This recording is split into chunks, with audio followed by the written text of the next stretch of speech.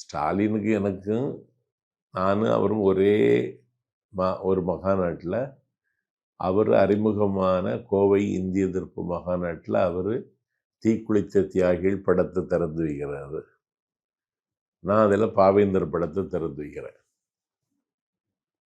அரசியல்னா எனக்கும் அண்ணன் ஸ்டாலினுக்கும் ஒரே அனுபவம். அவர் எனக்கு முன்னாடி. நீங்க அனுபவசாலி தான் அரசியல்ல. இன்னொரு இயக்கத்துக்குலாம் போயிட்டு வரீங்கல்ல?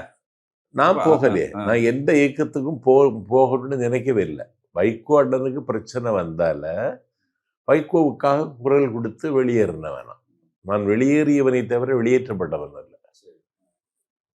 அதிமுகவில் அந்த அம்மாவனுடைய மறைவிற்கு பிறகு எடப்பாடி தலைமையை நான் ஏற்க முடியாதுன்னு நான் அறிவிச்சிட்டேன்.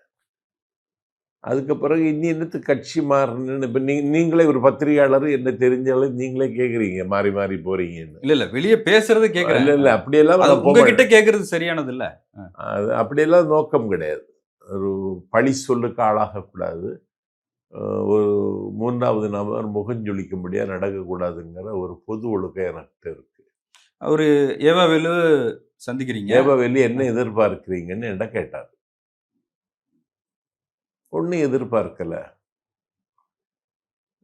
நிகழ்ச்சிகளில் கலந்துக்கிடணும், பேசணும், பேசுறதை தவிர வேற நோக்கம் இல்லைன்னு. சரி அப்படின்னு சொல்லிட்டு போனார். இதுவரைக்கும் தகவல் வரல.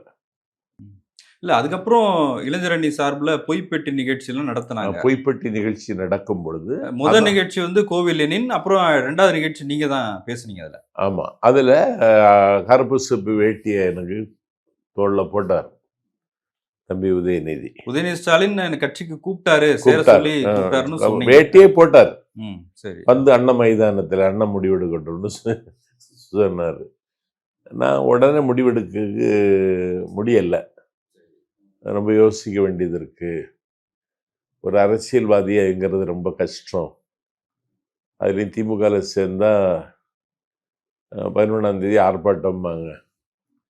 நம்ம இதில் போய் கலந்துக்கிடணும். முதல்ல இதுக்கு கார் வசதி வேணும். முதல்ல கையில் நிறைய காசு இருக்கணும். திமுகவில் ஒரு நிர்வாகியாக இயங்கணும்னா அது நமக்கு இல்லை. ரெண்டாவது, ஒரு தொகுதிக்கு பொறுப்பாளர்னு கொண்டு போய் கிருஷ்ணகிரியில் போட்டுருவாங்க.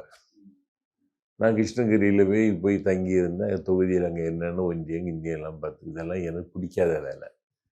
இந்த வேலையெல்லாம் இனி வேணாம். ஏதோ 4 கூட்டம் கிடைச்சா கௌரவமாக பேசிட்டு அதை வச்சு பழக்கம் ஓட்டிகிட்டு இருக்கணுங்க. வேற ஒன்றும் நோக்கம் இல்லை.